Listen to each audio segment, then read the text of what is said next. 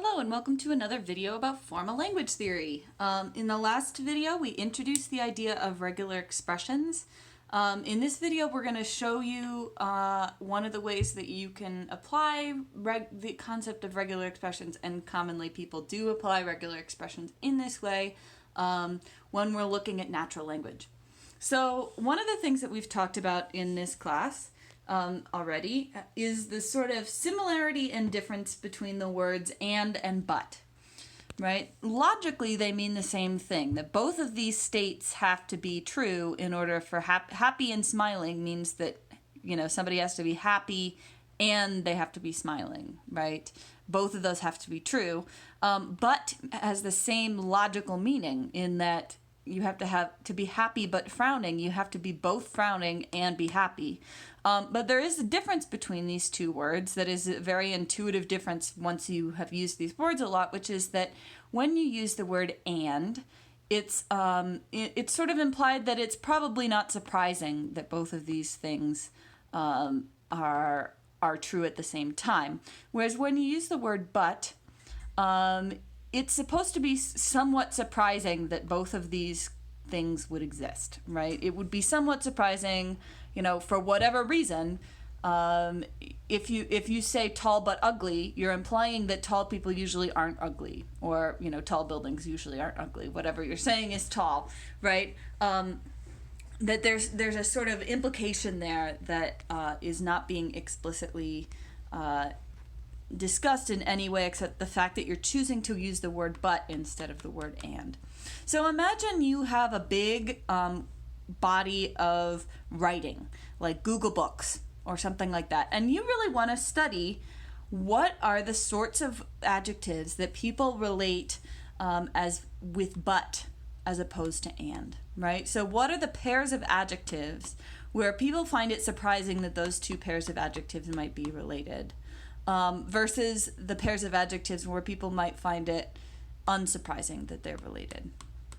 And the first step that you have to do in order to do this study is you have to be able to find in your corpus, in your whole big body of data, all the places where people have tall but ugly or energetic and bright written together in this sort of arrangement so that you can compare them with each other, right? So that you can start counting how many instances are these two adjectives paired with and how many instances are they paired with but, right? Before you can even start counting, you just have to pull those out.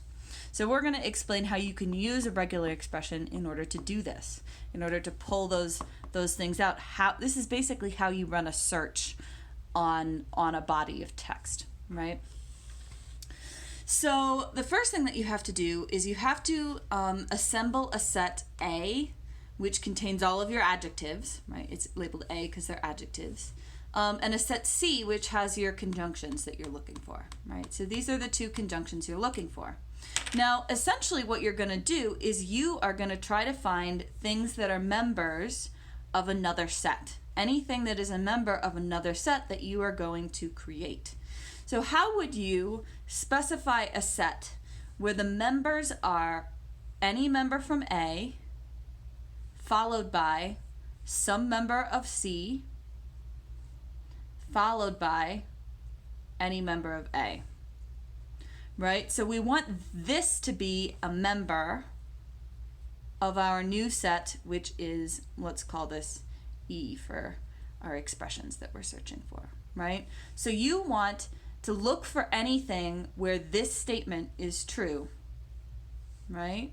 Where you have some string of things such that you have something coming from adjectives, right? This is one string, and you want this string to be a member of E, right? That whole thing all together is a member of E. So how are we going to specify what E is, right? We're going to do this with a regular expression, unsurprisingly, right? So the first thing we're going to do is we want A's to follow C's, or C's to follow A's, right? So we have happy and, or happy but, or tall and, or tall but, right? Or happy but, right? We're just recombining these in any way that we can combine this string any string here followed by any string here, right? So that's our AC regular expression. And we know that this will be a regular language, interestingly enough, but we're not talking about that right now. This is just how you use regular expressions in sort of common practice, right? Then we want to add into our new string another adjective, right? Some other adjective, right? And so we're going to add A again, right?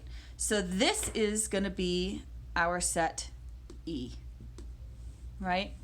Our set E is something that is composed of these members, right? And so now when we search our text, this is how we specify what we want to pull out of our whole big text of all of Google Books or something like that, right? Now imagine we're looking for things where people have added whole big lists, right? So maybe you have happy and sad, or happy and smiling,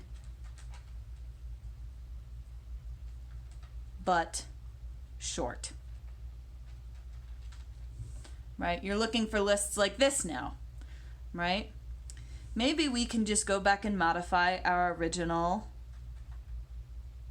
regular expression, right? So what do we essentially want to do here? We essentially want to be able to add this, keep adding this over and over again, right? So this conjunction plus an adjective, we want to keep adding that over and over again. And what are the ways that we can do that? Well, what is our symbol that we use for keep combining those over and over again? We use our clean star, but we're going to have to add some parentheses in here to do this, right? So we want to have an adjective followed by a conjunction and an adjective where we repeat that conjunction and an adjective over and over and over again in as many combinations as we want, right? So this is how you look for either simple pairs like this or long lists like this. So this is going to bring up all the times where we have adjectives linked together by conjunctions, right? This is going to be the set of expressions we're looking for. Now let's add some new stuff in here. So imagine we now have all of these pairs that are linked either by and or but we think it probably impacts whether we're going to use and or but. What we're saying has those properties might impact those, right? So, for example, we might find it likely that if we're talking about children, we might say energetic and bright, or energetic and incompetent, but you might not use but as often if you're talking about children as if you were talking about, say, adults, right? So for adults, it's more surprising to be incompetent if you're a grown-up, right, than it is if you are a child, right? Children are energetic but incompetent might be less surprising, right? So we think that the thing that you're linking, that you're saying has those properties, the thing that has the property of being energetic, is going to impact whether you choose to use and or but together. But the first thing you have to do is pull out all the examples of single things being linked somehow to lists of properties, right? Dinosaurs were happy and smiling but short, right? That's what we're looking for, is examples like that, right? So to do this, we have to make another set. This is a set of nouns. So these are, strictly speaking, pronouns, but for these purposes, they go in our set of nouns. He, she, children, dinosaurs, whatever you want to say. And then we have a set B, which I've labeled B because they're all forms of the verb to be. They're called copulas in linguistics. But these are all the different ways that you can say to be, right? So how are we going to specify this? This is pretty easy, actually. We take something from our set N, and that has to be followed by something from our set B, right? You always need a linker, right? You can't say she, happy, and smiling in English, right? You always need a linker. And then we're just going to add on this thing that we created up here, right? A,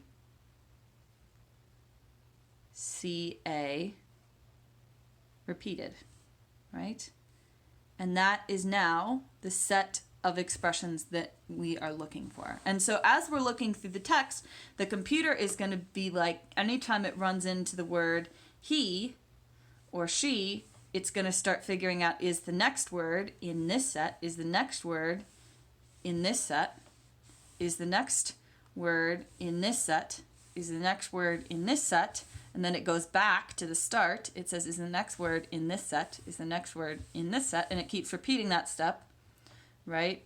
Until eventually you get to the end to a place where it doesn't work, and then it'll say then it's a member of E, right? So this is how a text search works. It works on these regular expressions, and this is usually when you get to the point where you're writing computer code to do corpus analyses, which is what we're talking about doing, studying a whole set of language data. You're using regular expressions like this. So this is an immensely practical tool that you can use to do a lot more than just build more complicated regular languages. You can use these regular expressions to do a lot of stuff for the purposes of doing research on lots of things.